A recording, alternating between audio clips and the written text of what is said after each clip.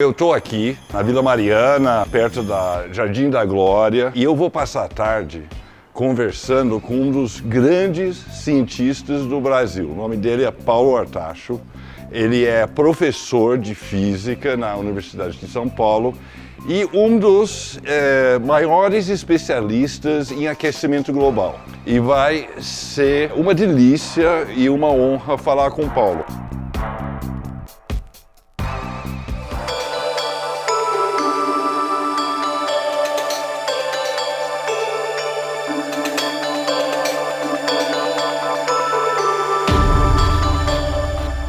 Mátio, qual é a ideia do site? Bom, a ideia, Paulo, é o seguinte, é um site chamado de fervura. No site nós vamos usar todas as técnicas de comunicação para melhor falar de mudança climática. Vai ter infográficos, tiras, piadas e artigos, reportagens. Todos os recursos possíveis. Tudo que a gente tiver. E vai ter um podcast, esse é o piloto do podcast, o primeiro, que chama Batata Quente. Sim. Então, a nossa ideia é sentar aqui e conversar mais ou menos uma hora, se der um pouco mais, com você. E nós temos a Giovana, que é muito interessada, que é uma escritora famosa, que é muito interessada no assunto. E estamos esperando ainda o Caco Galhardo, que é um roteirista e um cartunista. Isso. E nós três vamos fazer perguntas para você. Ótimo. Tá bom? Vamos lá. Hoje nós estamos aqui com o professor Paulo Artacho, especialista em mudança climática e todos os assuntos relacionados ao clima.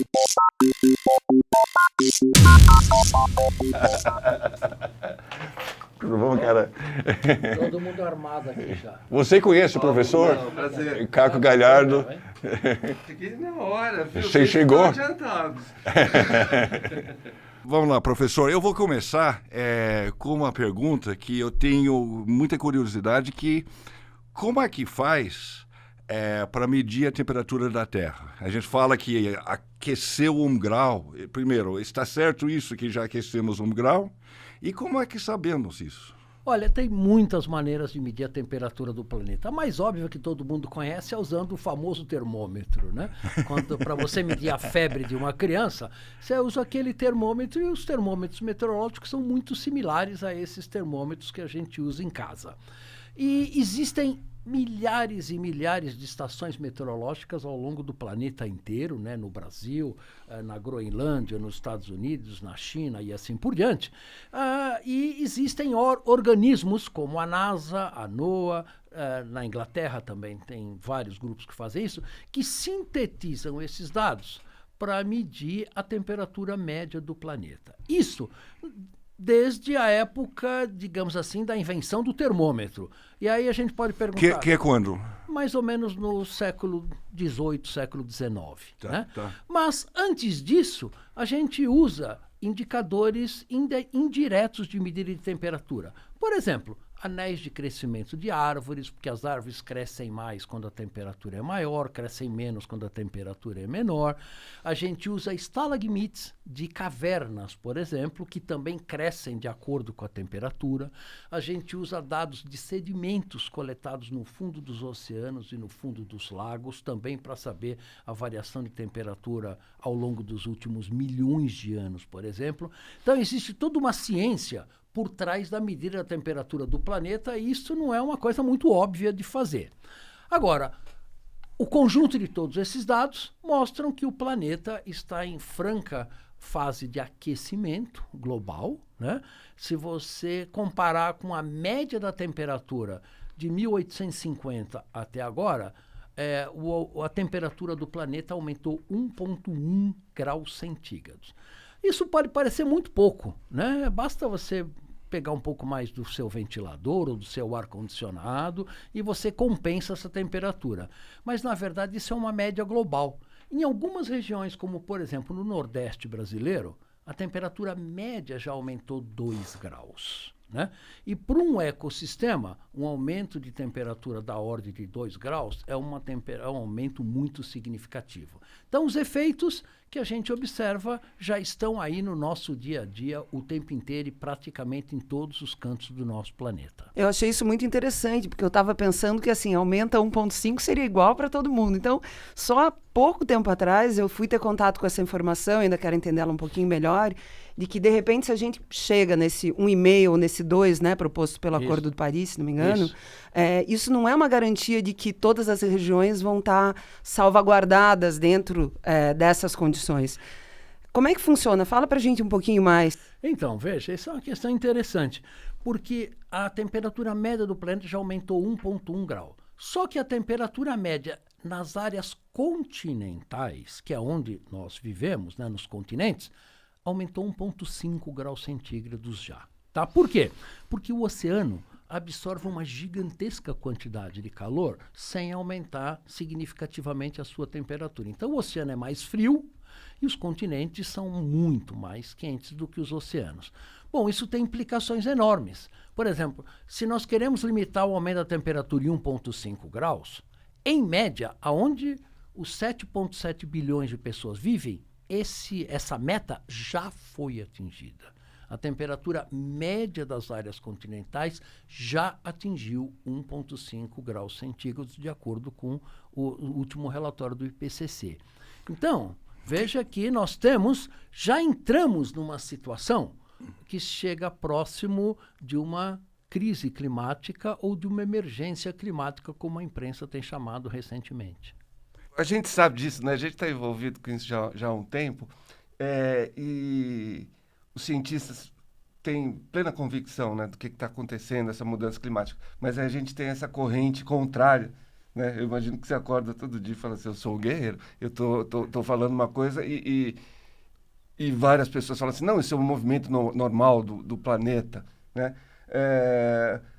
Por que você acha que existe essa reação tão forte, é uma descoberta científica, né? Que a questão da luta contra as mudanças climáticas, que é a redução, principalmente, da queima de combustíveis fósseis e redução de desmatamento de florestas tropicais, mexe com interesses econômicos e políticos dos mais importantes no nosso planeta. A indústria dos combustíveis fósseis, né? Petrobras, Shell, Exxon, que o digam, movimenta centenas de trilhões de dólares a cada ano e eles não querem perder, obviamente, a galinha dos ovos de ouro deles mesmo. É o modo viventes hoje do sistema econômico e político que está dominando hoje no nosso planeta.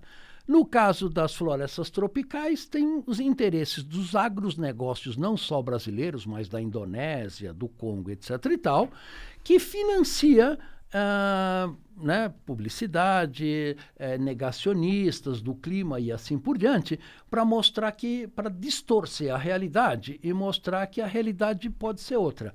Mas o gigantesco consenso que há hoje na comunidade científica, não só, veja, a ONU não iria fazer um acordo de Paris com 196 países assinando embaixo, se tudo isso fosse uma balela. Né? Quer dizer, nosso planeta não é uma brincadeira, digamos assim, né? Eu queria aproveitar um pouco também para trazer agora o assunto aqui para o nosso quintal, né? Porque para falar da Amazônia e o entendimento, por exemplo, voltando um pouquinho àquilo que você estava falando, que quer dizer, o aquecimento em algumas áreas pode ser inclusive maior. Qual é o papel exatamente da Amazônia? Então, numa situação desse aumento de temperatura que já está acontecendo, o que a gente ganha tendo a nossa Amazônia tão bem preservada? Olha, a Amazônia ela é importante por vários aspectos na questão das mudanças climáticas. Vou citar 3, tá? O primeiro delas é que é o maior reservatório de carbono em todos os ecossistemas terrestres. O que a gente quer dizer com isso? Cada árvore contém átomos de carbono. A hora que você queima ou derruba essa árvore, ela apodrece e vai para a atmosfera, você aumenta o efeito estufa, porque aquele carbono se transforma em dióxido de carbono, que é o principal gás de efeito estufa. Então, a Amazônia é absolutamente crítico. Para você ter uma ideia, a quantidade de carbono armazenada na Amazônia é da ordem de 120 a 180 gigatoneladas. São 120 a 170 bilhões de toneladas de carbono. Se uma fração disto for para a atmosfera, tá, nós podemos agravar muito rapidamente, aumentar a temperatura do planeta facilmente mais 3, 4 ou 5 graus. né? Então, a Amazônia joga, sim, um papel absolutamente central nas mudanças climáticas por causa do estoque de carbono. O segundo aspecto é que a Amazônia é um gigantesco evaporador de água, né?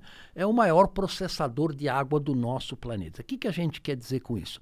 A água que evapora do Oceano Atlântico Tropical é processada pelas árvores na Amazônia e ela é evaporada para a atmosfera global. Isso influencia a chuva em todo o continente sul-americano, mas não só aqui, porque esse vapor d'água entra na atmosfera global e, na verdade, vai fazer chover na África, na Europa, nos Estados Unidos e assim por diante. E a terceira importância da Amazônia é na questão da preservação da biodiversidade, né? A biodiversidade é chave para a manutenção da vida no nosso planeta e toda vez que a gente reduz a biodiversidade, a gente reduz a vida no planeta. Você chegou a falar numa entrevista tua numa questão de repensar o consumo. E queria que você falasse mais um pouquinho sobre isso. Não há a menor dúvida que o nível de consumo que todos nós temos, né, inclusive no Brasil, mas particularmente os americanos, por exemplo, os europeus, é insustentável num planeta com hoje temos 7,7 bilhões de pessoas. E nós temos cerca de 1,5 bilhão de pessoas que sequer, na Índia e na África, que sequer têm acesso à eletricidade, né? Esse 1,5 bilhão de pessoas vão ter acesso à eletricidade provavelmente nos próximos 20 ou 30 anos e cada um deles vai querer ter um forno de micro-ondas na sua casa, uma geladeira, um fogão e assim por diante. Simplesmente não existe recursos naturais para sustentar esse consumo se os países desenvolvidos não reduzirem drasticamente o seu nível de consumo, né? Então, essa é uma questão hoje que está em cima da mesa das mudanças climáticas. Se um americano usa, por exemplo, o seu carro para ir até o supermercado para comprar um pãozinho, e nesse trajeto o carro dele tem 3,5 toneladas, gasta um monte de CO2, emite um monte de CO2 nesse trajeto, quase tanto quanto um indiano pobre gasta em um ano. Quer dizer, isto não é justo para o nosso planeta como um todo. Então, isso vai ter que ser modificado, nem que seja na marra. E pensando em reduzir consumo, a gente também acaba pensando no aspecto econômico disso, quer dizer, né? A gente vai ter talvez uma possível recessão, como também as pessoas estão discutindo, pelo jeito, também como distribuir riqueza dentro desse novo cenário. Isso. Veja bem, você tocou num ponto importante. Todas as teorias econômicas que lideram na nossa estrutura econômica hoje são baseadas em crescimento econômico. Como se crescimento econômico infinito fosse possível num planeta com recursos naturais finitos. A equação não fecha, né? Podemos continuar crescendo 1, 2, 3 ou 7%, como a China cresce, por exemplo, nos próximos 100, 200 ou 300 anos, num planeta onde a água é limitada, onde os metais são limitados, onde o plástico é limitado? A resposta clara é não. Isto não é possível. Então nós vamos ter que pensar no nosso sistema econômico, não há a menor dúvida, tá?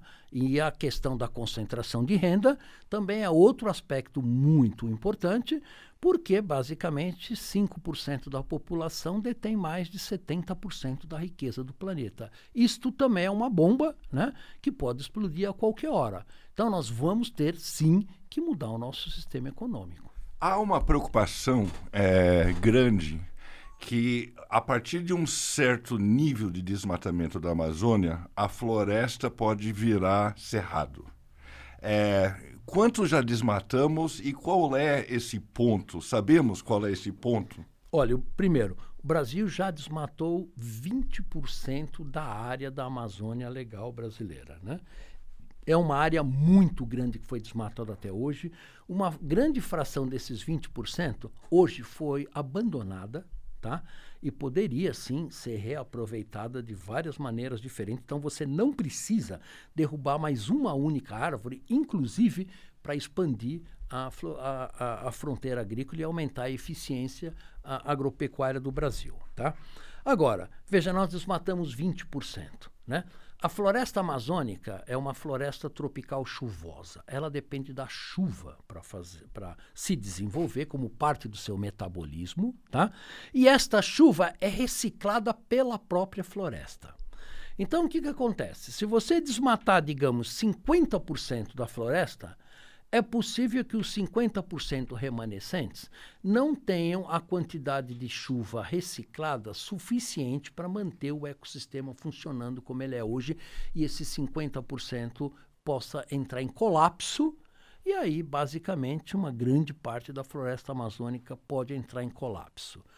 Quanto é o nível onde a gente pode desmatar sem comprometer a saúde total da floresta, é uma questão ainda muito difícil de ser respondida. Alguns trabalhos recentes mostram que esse nível pode estar entre 25% e 40% da floresta. Lembra que a gente já desmatou 20%, tá? Mas isso também vai depender do aumento da temperatura global do planeta. Se a gente conseguir limitar o aumento da temperatura global em 3 graus, a floresta amazônica vai conseguir ter uma resiliência maior, uma resistência maior. Mas se nós não conseguimos reduzir as emissões de gás de efeito estufa e a temperatura média na Amazônia subir para 5 ou 6 graus acima do que é hoje, esse threshold é menor. Tá? Então veja que é uma questão complexa que depende não só de políticas públicas de conter o desmatamento da Amazônia, mas também depende das mudanças climáticas globais. Acabamos de gravar o piloto, o primeiro número do podcast Batata Quente, aqui nos estúdios da Half-Deaf, na Vila Mariana, em São Paulo, aqui com a escritora Giovana Madolosso, com o Caco Galhardo, ilustrador, cartunista, escritor, e o professor de física, grande especialista em mudanças climáticas, Paulo Artacho. Muito obrigado a todos. Agradeço a oportunidade, e a disseminação dessas informações é absolutamente estratégico para a nossa sociedade. Obrigado. É isso aí. Isso aí. Obrigado.